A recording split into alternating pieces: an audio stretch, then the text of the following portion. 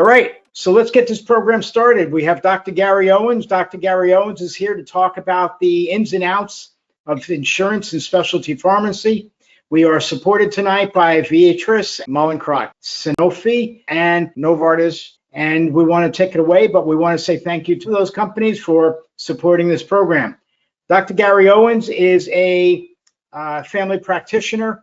He was practicing for many years on his own, and then he switched and he started working in the what they call the payers world, and he was working specialty pharmacy with Blue Cross insurance. So I'm going to let you now listen to Dr. Gary Owens, and he will talk to you all about this program. Okay, thank you. Well, thank you very much, Stuart, for that kind introduction, and welcome everybody to tonight's program.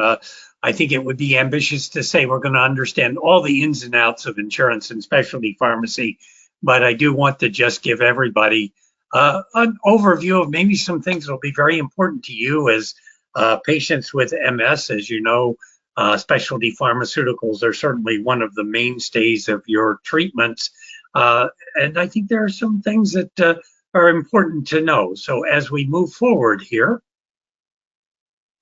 I'll just give you a little bit of background. I was, as Stuart said, a family physician for about 14 years. And then I worked in the Blue Cross system for about 22 years and still am active as a consultant to a number of healthcare companies. And with that, I want to tell you a little bit of personal story of why I have a special interest in multiple sclerosis. As we'll see in the picture that's about to come up, I have a large family. And this is going back in time a little bit because you'll notice the arrow on the right side of the two arrows is me when I still had color in my hair, along with our 6 children and my lovely wife over in the front row on the right. The other arrow belongs to my second oldest son, who, as you can see, didn't get his height gene from me, but somewhere along in the maternal grandparent lineage, he and one of the other boys got that. But anyway, he also was diagnosed now 8.5 years ago with MS, and certainly one of the I've been one of the mainstays of his advisory team. A very close relationship with his MS specialist, with whom I had worked very closely when I was at Blue Cross. So I also have a niece with MS. And so what we're going to talk about, as the slide shows you here, is just some things that I think are new and perhaps different for 2024 and 2025. There's some good news there. There's always some bad news. I'll give a little bit of a background on specialty pharmacy, why we even have specialty pharmacy, and interestingly enough, MS was one of the first disease states, along with growth hormone deficiency, to have specialty pharmaceuticals way back in the 1990s. And then I'm going to close out with just a bit about, well, if things aren't going my way, what are my appeal rights, and a little bit about how you can best work with your treating doctor or MS specialist.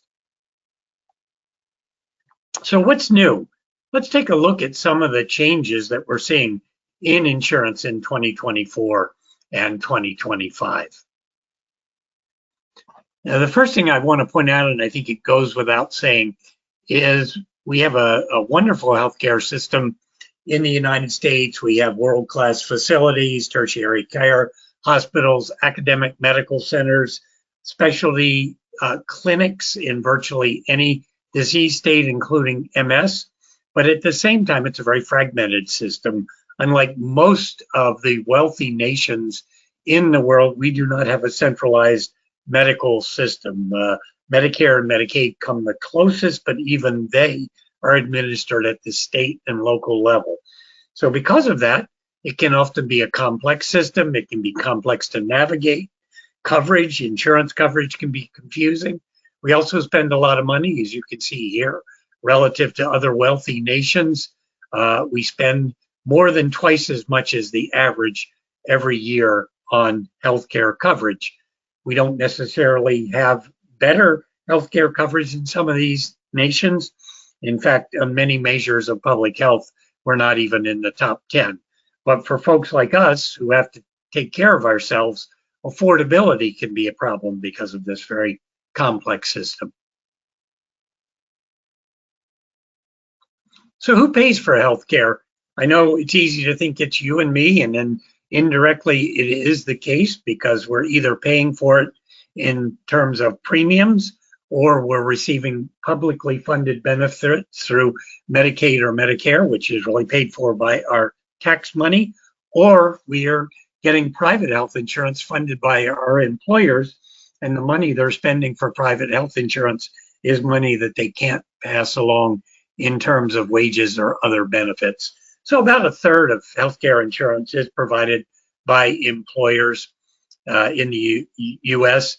Another quarter of it is Medicare, meaning those people who are over the age of 65 or disabled or who have a few disease states that were mandated for Medicare coverage, like end-stage renal disease by Medicare.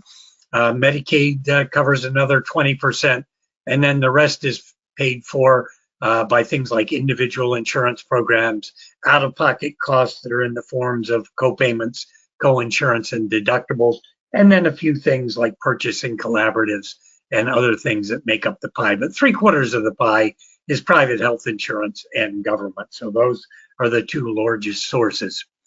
And so those payers need to really meet what's become known as the quadruple aim. This was a coined term by Don Berwick and his colleagues at the Center for Medicaid and Medicare Services Innovation Center a number of years. What is the aim? The first important, the aim to improve population health, which is really disease prevention, managing chronic diseases, and in general, trying to improve the overall health of the population. Now, the good news is they make decisions that benefit the majority of the population. The bad news is sometimes those decisions don't always make sense for everyone in the population. The second arm of the quadruple aim, or on the left-hand side there in the reddish-orange area, is really trying to improve patient experience. I'm sure all of us have been frustrated from time to time at the experience of receiving or having our health care paid for, and we're working to improve that experience, as well as getting patients to play an active role in making healthcare decisions with their physicians, and something I'll close with, the concept of shared decision making. We also want to reduce the cost of care. Remember that previous slide where we spend literally twice as much as the average of wealthy nations for healthcare, which is not necessarily significantly better than what we're getting. And then importantly, and something you may not think about, improving provider satisfaction. We've all been reading, especially in the post-COVID era, about physician burnout, older physicians leaving practice, retiring earlier, frustrations with the fragmented system that we have, frustrations with dealing with multiple insurance sources. And we're really trying to work to provide better tools and better ways to manage insurance coverage to improve that provider satisfaction and minimize physician burnout. So when we think about the largest payer of healthcare in terms of percentage, that a third that is paid for by commercial insurance, that's mostly paid for by employers, those people for whom we all work or have worked in the past. Their top priority in 2024 and beyond is to really manage healthcare costs, because healthcare cost is still growing at a rate that's more than 4 times the general inflation.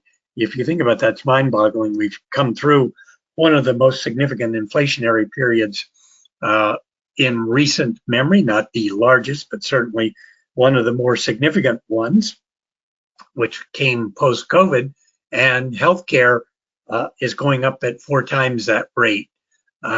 Employers are very concerned about that. They recognize that every dollar they spend on healthcare is a dollar they can't pass on in wage increases or retirement plan contributions.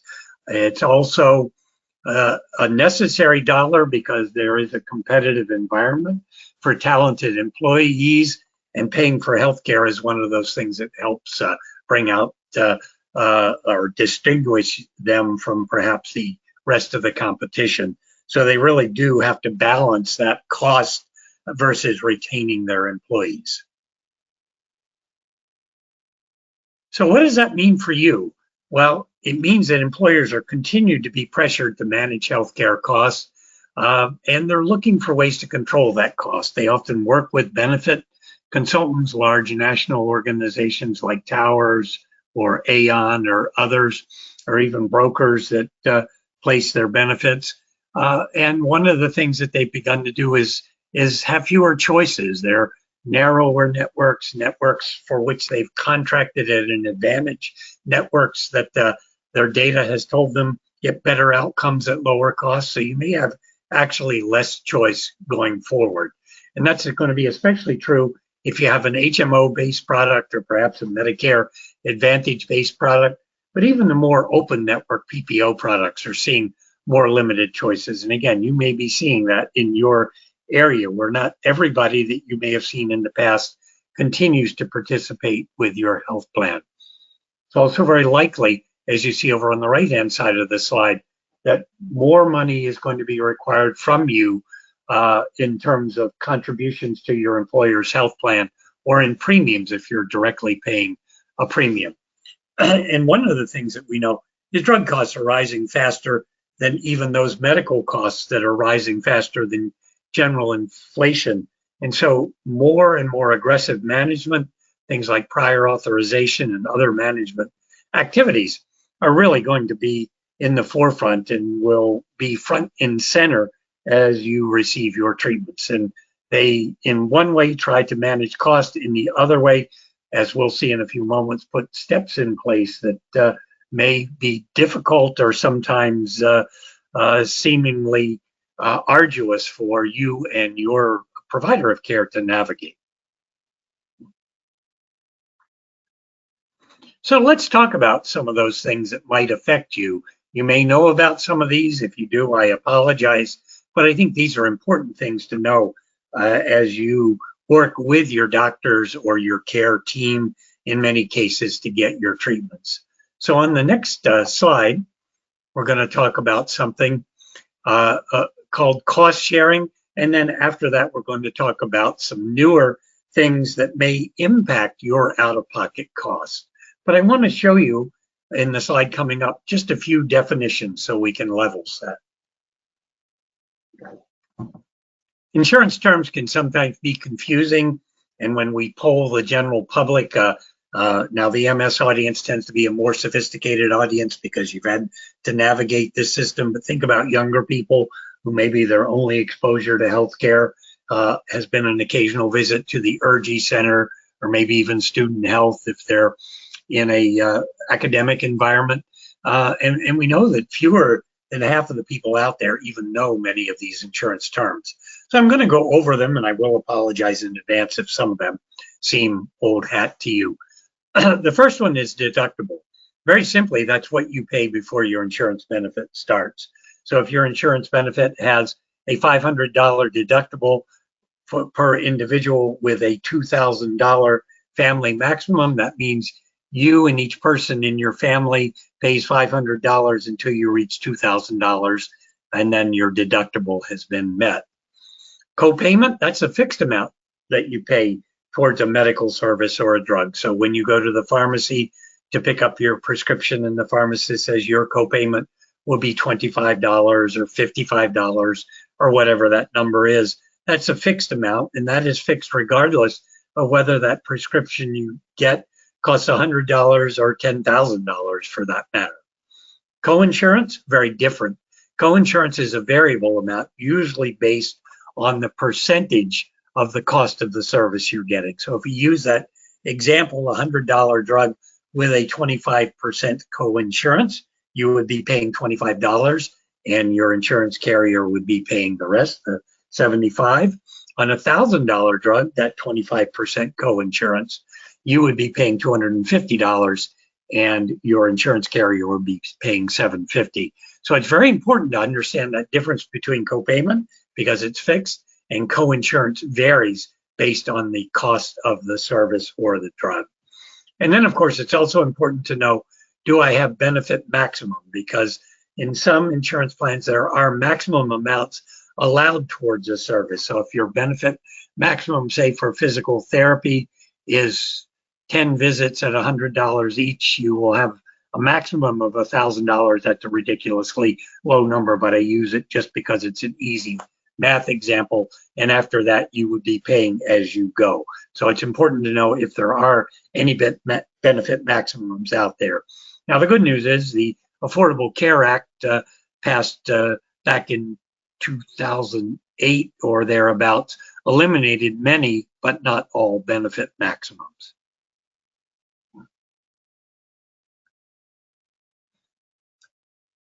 So what is the reality for you as MS patients? Well, most of your drugs have a high cost. Branded drugs now, the average cost of a branded drug for a biologic for multiple sclerosis can be anywhere from $60,000 to $100,000 plus. We know that your out-of-pocket cost, especially if you have co-insurance, remember that percentage you pay can be significant. And the whole idea of cost sharing was to put forth by payers, including everyone but Medicaid, to create awareness of the public of the cost of prescription drugs. But unfortunately, as the cost of prescription drugs has escalated, and because many of these drugs are really high-tech drugs with a high cost of development and production, it's created those high costs and therefore high out-of-pocket costs, which may be a barrier to your access.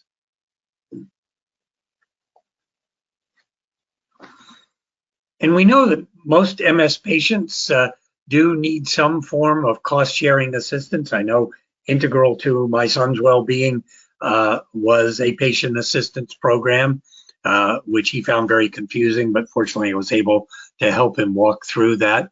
But we see here in the little graphic that we created, MS and rheumatoid arthritis, a couple of the more common diseases that use specialty drugs. About half of all MS patients, as you see in the lower right-hand corner, and about 60% of all RA patients use some sort of cost-sharing assistance in the last year, and it may even be a bigger number of that going forward. So I think you can probably relate to cost-sharing assistance, whether it be on the commercial side, where that's usually paid for by the manufacturer, or over on the government program side, Medicare in particular, where manufacturers are not allowed to subsidize cost sharing due to federal regulation, but there are funded 501c3 foundations that can help with cost sharing when they have the resources to do it. And that's a big caveat, because they don't all have unlimited funds and therefore don't have unlimited resources to help with cost sharing in your case. There's also an unintended consequence. If you remember a couple of slides ago, I pointed out the reason cost sharing was put in place was really, I guess, to give everybody, myself included, a little skin in the game to understand the cost of the drugs and medical services we're getting. The bad news is, the reality is, more than a quarter of Americans have put off medical care due to cost sharing that they couldn't afford. That number actually goes up for people who get specialty drugs or high cost cancer therapies. And about a fifth of people put off filling or don't fill a prescription at all because of cost sharing. So there's some significant realities there. And the reality is, care not given leads ultimately to worse outcomes, and may ultimately lead to the unintended consequence, yet another unintended consequence of worse outcomes and actually more downstream costs as we pay for more advanced disease. Also, I think it's important to note that the #1 cause of bankruptcy for people over 65 in the United States is medical bills. I'm going to talk about two new concepts that you may have encountered. The first one is copayment accumulator, which I'll define here and give you an example. And then I'm going to talk about one that's even a bit newer, a copayment maximizer. So in a copayment accumulator, very simply, the definition is here on the screen, and that is your health plan stops counting manufacturer copay assistance towards your deductible. So if your deductible is $1,000 and you get $1,000 of copayment assistance, once you have gotten that, then your health plan will say, okay, Mr. or Miss Patient, you now need to meet your deductible before your benefit kicks in. So let's give you a real world example, which we'll see on the next page. In this page, we're going to assume that the cost of your medication is $24,000. That's not necessarily a realistic example for an MS drug, but let's say you have that coinsurance. Remember, it's a percentage, and then this calculates out the $25 a month.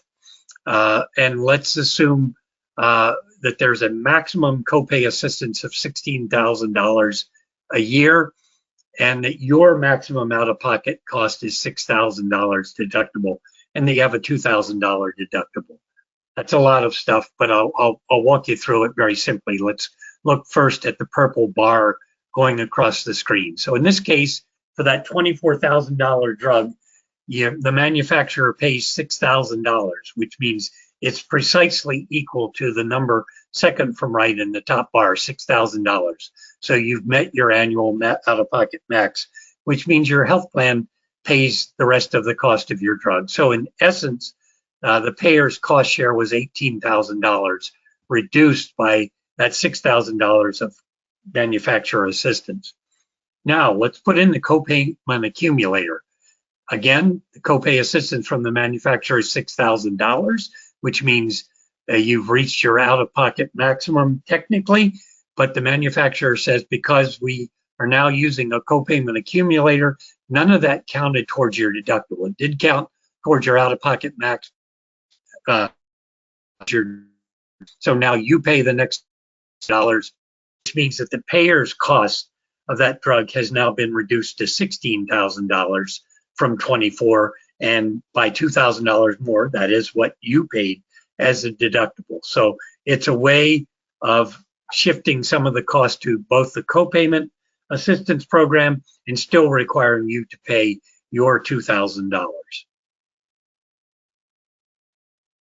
Okay, now what's happening here? It's a growing trend. These are some survey data done by an independent survey organization very recently, and about 6 in 10 payers now offer copayment accumulator programs to their employers. Doesn't mean every employer is going to take one, but certainly many employers do. And I guess the worst news there, over the next 12 months, another 30% plan to expand or implement new copayment assistance programs. So that number is going to grow. You're going to be more and more likely to encounter that copayment accumulator program. But as we've heard in the infomercials in the past, wait, there's more. The copayment maximizer program actually goes one step further. These are the same assumptions. It's that same $24,000 drug, the same copayment assistance that the manufacturer can maximally contribute, which is $16,000. In this case, your hypothetical maximum out of pocket is $6,000, and your deductible is $2,000. And in the maximizer program, what happens, very simply put, is the entire maximum amount of the copayment assistance that you could be eligible for, regardless of what your maximum out of pocket or regardless of what your deductible, needs to be paid before your insurance benefit kicks in. So instead of the copay assistance by the manufacturer stopping at $6,000, which is your out-of-pocket max, it now has to go all the way up to 16. In other words, maximizer means using the maximum amount of assistance that you have. But, and the big but is, you still are going to have to pay your deductible. So now you add that 16 to the 2, and the payer or your employer's cost share now gets reduced from $18,000 to $6,000, or in the case of the copayment accumulator program, from $16,000 to $6,000. So you can see this has a profound impact, number one, on the amount of money that the manufacturer will be contributing towards the cost of the drug or service, and still does not alleviate your $2,000 contribution, but does dramatically, actually a threefold reduction in what is ultimately paid for on behalf of your employer or the health plan. So be aware of copayment maximizers. I feel like I've been the bearer of bad tidings, and certainly I don't mean to be. It's not all bad news. More insurers are offering plans that emphasize transparency and simplicity. It's not all voluntary. In the IRA and Inflation Reduction Act, hospital transparency was front and center in that, although we are still seeing many hospitals lagging behind in transparency of their billing processes. But a recent study in the Journal of the American Medical Association, actually published within the last month, the study found that eliminating deductibles in health plans is associated with improved outcomes. That's pretty logical. Remember, I said sometimes that healthcare avoided results in disease progression and therefore more cost. And they've really found that high deductible health plans seem to have more negative impact on chronic conditions like diabetes. And Mercer, which is one of those benefit consultants that I talked about earlier, in their 2024 report, also pointed out that 40% of employers offer at least one low or no deductible plan, and about 15% provide at least one benefit with no out-of-pocket premiums. So there is some shift to help patients with the high cost of healthcare. But again, it's only one plan within usually a multitude of plans within most of these employer groups. So I don't mean to imply that almost half, 40% of employers now have low or no deductible plans. It just means that they offer one plan with low or no deductible. The bad news there is there's always a trade-off. That may mean more out-of-pocket cost, where those that are offering coverage with minimal or no out-of-pocket cost probably have higher deductibles. So you probably can't have it both ways. There's a couple changes I want to mention for Medicare. I think it's good news in Medicare. Based on some of the provisions of legislation that's been passed over the last couple of years. In 2024, you already know this, a person on Medicare Part D, after you pay your deductible, pays 25% of drug costs up to a cap of $3,300, and there's no 5% catastrophic phase of drug cost anymore. The good news is, beginning in 2025, people with Part D plans won't have to pay more than $2,000 in out-of-pocket costs. That was yet another provision of the Inflation Reduction Act. And the other good news is typically that out-of-pocket cost, especially if you were on a high-cost drug like a drug for multiple sclerosis, often came in the first month or maybe 2 months of the year. So in the beginning of the year, when you hadn't met your maximum out-of-pocket in Medicare, you got hit with a $2,000 bill.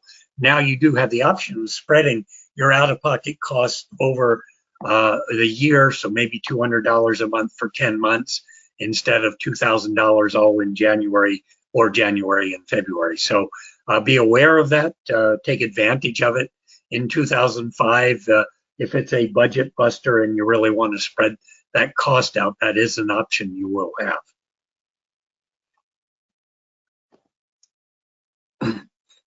Another thing I want to point out, more than 55% in 2024, and that number is expected to go up, have Medicare Advantage plans, which means those are private Medicare plans that roll in Medicare's Part A, which is hospital coverage, Part B, which is physician and outpatient coverage, and Part D, drug coverage, into a privatized plan, which is paid for by Medicare.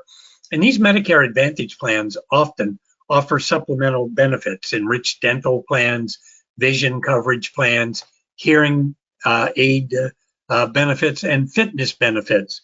But the sad news is, again, going all the way back to the beginning of my talk, we've got a complex system, and it's hard, especially if you're not intimately familiar with all the provisions, and certainly if you and I know everybody on Medicare gets the Medicare and Me booklet, but it's about a half an inch thick, and I'm sure most of us, myself included, don't read that. About a third of Medicare beneficiaries don't use many of the benefits to which they're otherwise entitled, and many times pay out of pocket for costs that could be covered or subsidized in Medicare Advantage. And again, by law, starting in 2025, I apologize, that small print, you don't have to read it. Basically, you're going to get a mid-year enrollee report from your Medicare Advantage plan in July, and it will list all of the supplemental benefits to which you're entitled, as well as whether you've used them or not used them, and how to really use them to maximize access to those supplemental benefits to which you're otherwise entitled. So be on the lookout for that. Also be aware and do try to make sure you have a good understanding of what those supplemental benefits. But even if you don't, you'll get that report in July and still have a half a year almost to be able to take advantage of some of those supplemental benefits. So with that, hopefully I haven't cast an air of confusion over all of this. Again, I know it's a complex subject. Let's spend a few minutes talking about specialty pharmacy and why we even have specialty pharmacy.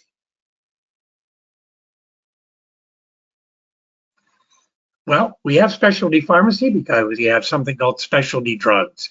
And while there are multiple definitions of specialty drugs, I'm going to cook it down into really a simple term that I think all of us can remember. They're high-cost prescription medications, typically $10,000 a year or more. They're used to most often, but not always, treat chronic, complex condition, autoimmune diseases like MS and rheumatoid arthritis, malignancies like cancer, and certainly lots of other conditions like rare diseases and other neurodegenerative conditions. One of the most recent additions to our armamentarium for specialty drugs are the amyloid binders to treat Alzheimer's dementia. So once we had specialty drugs, which had a lot of cost as well as sometimes very complex requirements for distribution, maybe they have to be shipped cold, maybe they're injectable drugs that you have to learn how to give, maybe they're injectable drugs that a visiting infusion therapist or nurse needs to come to your house to give. We really needed somebody to help manage that, and specialty pharmacies were born, which are distributors that really focus on these specialty drugs and help manage the complexity of these disease states and the drugs for which we are treated. So they, as I pointed out, were created to handle these drugs. In general, you can't take your MS specialty drug to most retail outlets. Now, there are exceptions to that rule. There are some national pharmacies in particular that have specialty drug distribution at retail for selected specialty drugs, and they've contracted with payers to do that. But in general, most of your specialty drug prescriptions for MS need to go to a specialty pharmacy. And I'm sure by now you've formed a relationship with that specialty pharmacy. But I want to give you a little bit of look of behind the curtain, so to speak, at what happens at a specialty pharmacy when your prescription, and we'll take the hypothetical new prescription, although I know many of you are likely to be on prescriptions that have been out there for a long time. The rationale for specialty drugs is that about 5% of an insurance carrier's members use a specialty drug, but it accounts for about 55% in the last year, which I have data, which is 2022, of total pharmacy spending. So that leaves the other 45% of total pharmacy spending in the United States to the 95% of the people who don't use specialty drugs. So it makes sense that we need some processes as well as people who are sophisticated in managing these very significantly costly drugs.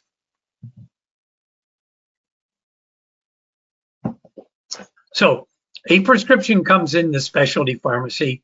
The first thing that specialty pharmacy does is, number one, to verify you, the member, has the benefit for this drug.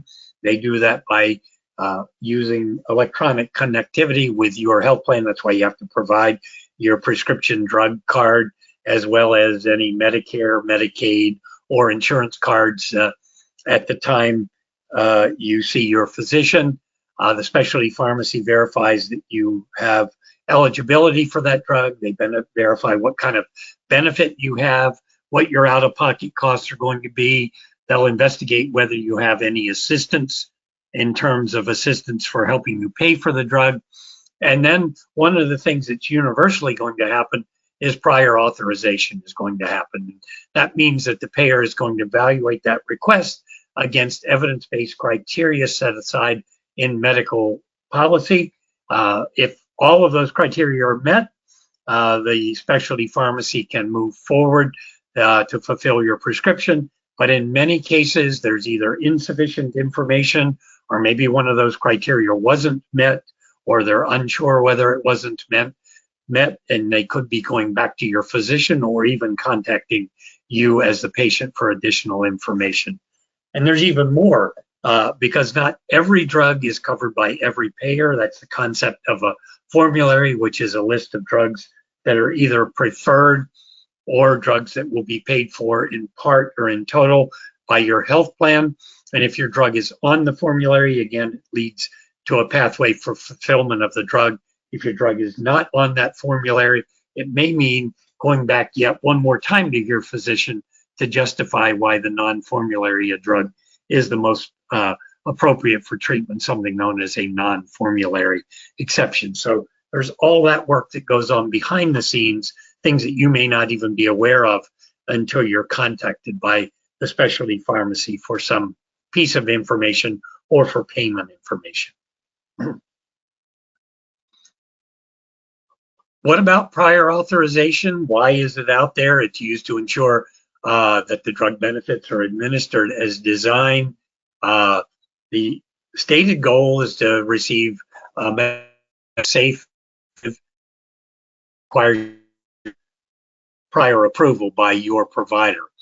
In essence and in reality, it's a way to make sure that if a payer, or in this case your employer, if they're a self-funded, meaning they pay the cost of the drug employer, that they are getting the most value for the money they're spending on your behalf. There are two kinds of prior authorizations. There's what's known as the soft prior authorization, which we all hope we have. That one's pretty simple. The doctor prescribes the drug. The diagnosis is confirmed with the prescribing physician. The appropriate prescribing physician, in the case of MS, very likely an MS specialist or a neurologist, and the product is approved. Unfortunately, that's only about 5% of prior authorizations. The other type of prior authorization is the more familiar one. I'm sure you've all engaged in activities with a hard PA. Again, the doctor prescribes your drug. Again, in step 2, the diagnosis is confirmed. In step 3, as I've already pointed out, there are criteria that you must meet in order to get the drug. And if the prescription and the patient match the criteria, the product is approved. And if not, it goes through all of those processes we talked about before, which is getting additional information, maybe correcting a mistake that might be in the prior authorization, or coming up with a medical justification for an exception to the prior auth or formulary rules. So this can take a few days sometimes for all of this stuff to get worked out, which I'm sure many of you have experienced. And I talked about formularies, but why do you want to care about a formulary anyway? So what? It's a list of drugs. If my drug is on it, what's the big deal? Well, basically, formularies have tiers. Like when I first started in the business, we had 2 tiers of formularies: generic drugs and branded drugs. We now see formularies with 5 and even 6 tiers, where you have the lowest out-of-pocket cost for those preferred generics, the highest out-of-pocket cost for specialty drugs, and we even now have non-preferred specialty drug categories that either may be not covered at all or covered by exception only, and then we have gradations in between. So basically, the tier that your drug is on is very much related to how much you are going to be paying out of pocket, or how much any copayment assistance program or copayment assistance grant you will receive goes towards the cost of that drug.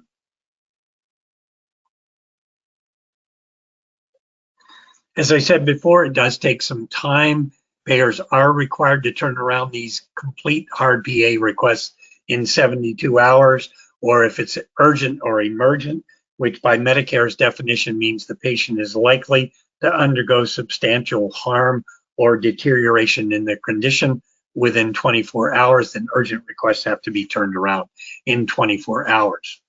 That's the ideal situation. The reality, incomplete requests for additional information go back to physicians, and actually it can take up to 30 days for some of those to get worked out. But once it all gets worked out, once the specialty pharmacy gets your prescription, they usually ship in 24 to 48 hours via overnight shipping. You're usually notified that it's going to be shipped, and you're generally notified are there any special conditions that you need to be aware of, such as you need to be home to sign for this prescription because it has some special storage or handling requirement that you don't want the delivery person from whatever the carrier is to leave it on your doorstep in 90-degree weather. But there is one other caveat. Specialty pharmacies don't ship the drug unless they have verification of member payment, either by payment assistant or by you as the member paying your share through a credit card or some other form of online payment typically. So as we're coming down the home stretch here, I promised Stuart I'd try to keep my talk to about 45 minutes. I have a couple more slides. One is, and I could do a whole talk on the appeals process, but what about if I or my doctor disagrees with a prior authorization decision? Well, number one, it's important that you talk to the specialty pharmacy and or your physician to get a sense of why your drug is being denied. Is it denied because it's not formulary? Is it denied because you didn't meet some criterion? Is it denied because they think the person prescribing the drug didn't meet the appropriate prescriber level? There are myriads of reasons why you could be denied. And you really want to get that evidence. You want to keep all of that documented in writing. Certainly have your physician send you anything, because you really do want to talk to them. And then on the back of your insurance card, there's always a number you can call for customer service to initiate an appeal. And you want to contact that number and initiate a member appeal, as well as begin to give them the reasons. And typically, they will send you an appeal form, which you can then fill out with all the information. The more documentation you have, the more likely you are to be successful in your appeal. Definitely, if you feel you have good justification, appeal that decision. There are very strict rules on how payers at both the state level as well as the federal level for Medicare Advantage plans, and that's well beyond the scope of tonight's talk, have to follow for those appeal.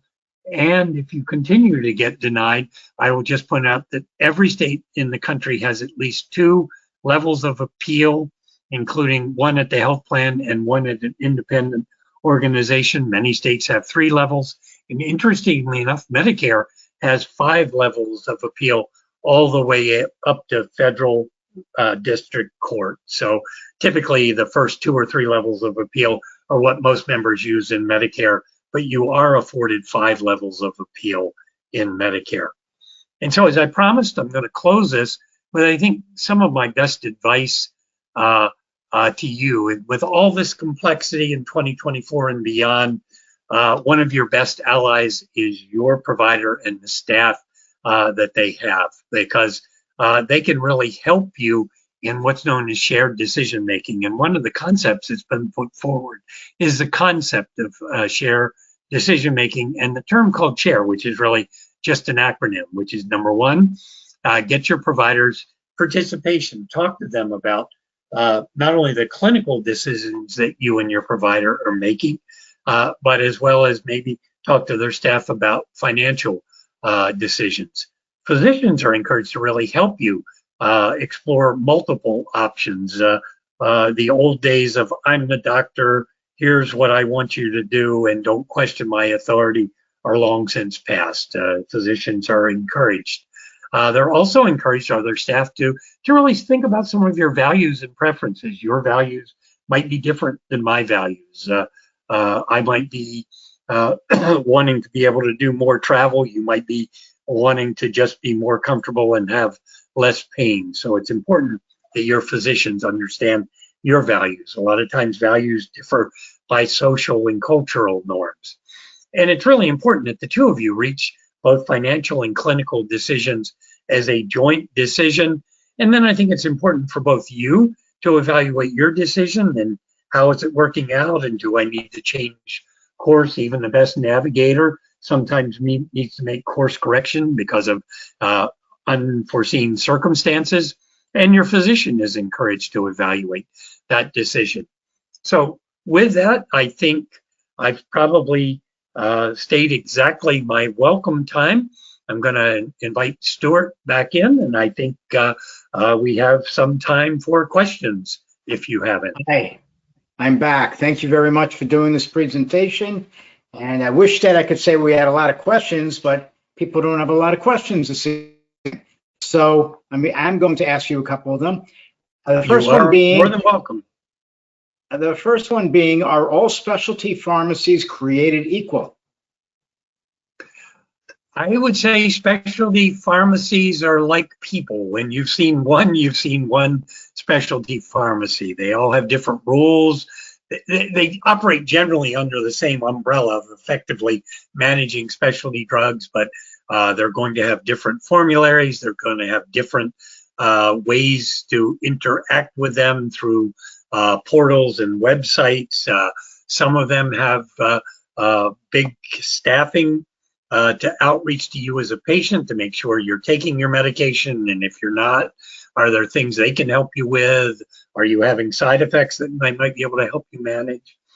Some of them help you with financial assistance, others don't. Some are very large national firms, which means if you're one of those people that maybe migrate from the Northeast in summer to the South or Southwest in winter, they can provide for your needs wherever you are. Others are more local or regional specialty pharmacies.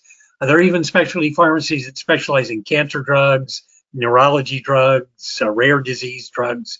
So again, they're very much like us as the population in general. There's a lot of diversity in specialty pharmacies.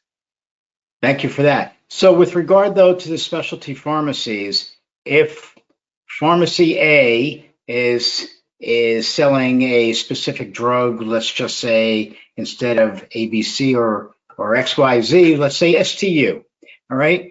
And if they're selling STU drug and another specialty pharmacy is selling an STU drug, do they charge the insurance industry the same, or do they have different pricing? Another one, it all depends, and it depends on the contract that they have negotiated with the insurance carrier and sometimes directly with the employer. There are specialty pharmacies who employers contract directly with, just like they do with PBMs, to provide non-specialty drugs. And in fact, some specialty pharmacies are owned by PBMs. So what a specialty pharmacy gets paid for the drug is 100% based on the terms and conditions of the contract they have with the employer, the health plan, or whomever they contract. And very often you can't shop around for your specialty pharmacy because your health plan or your Medicare Advantage plan may have a contract with one or two specialty pharmacies, but not with all specialty pharmacies, just like they do with PBMs. Now there's those new entities arising like Mark Cuban's Cost Plus that if you're going to pay cash for, you can go to them and see what they offer a drug for, and they often, if you're going to have to pay out of pocket for it, they often can provide you with the drug, just like GoodRx can sometimes get you deals. But specialty pharmacies differ in what their contract is, and basically what you pay, because you're mostly paying insurances at a specialty pharmacy is based on what the contracted price is with your employer or health plan. So what you pay can vary significantly with the contracted rates they have. Okay, thank you. Belinda online asks, are drug companies now pulling back their patient assistance programs to help those in need of help with their copays? You know, I haven't seen a lot of pullback on that yet. I think they are trying to look at other strategies they might be able to use in the era of copayment accumulators and copayment maximizers. But I mean, it's a good thought that if, I mean, these are big corporations and they do have to turn a margin to stay in business and to develop new drugs. And if ultimately the cost of copayment assistance erodes that too much, they may have to rethink some of that copayment assistance that's out there. But fortunately, I haven't seen a lot of that yet. I don't know if any of your members have experienced that or report that to you, but I haven't seen it yet. Okay, thank you. The last question that I have is, will outcomes of the election do any harm or changes to specialty pharmacy?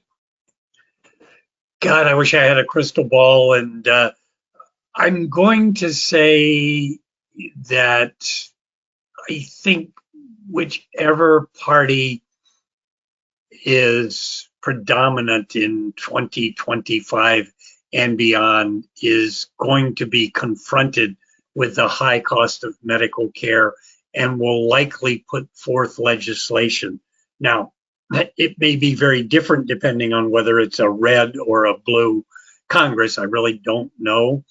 But I think we will see new legislation. I mean, some of the provisions of the Inflation Reduction Act are just coming into play now, and those go forward into the next 3 or 4 years or even the next decade. So some of that's already built in. But what else is going to happen? I'm not clairvoyant enough to know, especially if there's some deeply in Congress. I'm being polite now. We may look for more stalemates than change going forward. Right. Okay. Well, thank you for your presentation this evening. And I wish we had more questions, but I guess the world knows more than we do these days. Okay. So either that or there's just so many things. It's hard to, it's bewildering. I recognize that. And certainly there are organizations, advocacy groups that have now sprung up to help everybody negotiate this and take advantage of those too. That's my closing advice. That's right. Okay. Well, have a great night. Thank you for joining us. And for everybody online, we hope to see you at our next program, which is tomorrow evening. Thank you. Bye-bye. Bye now.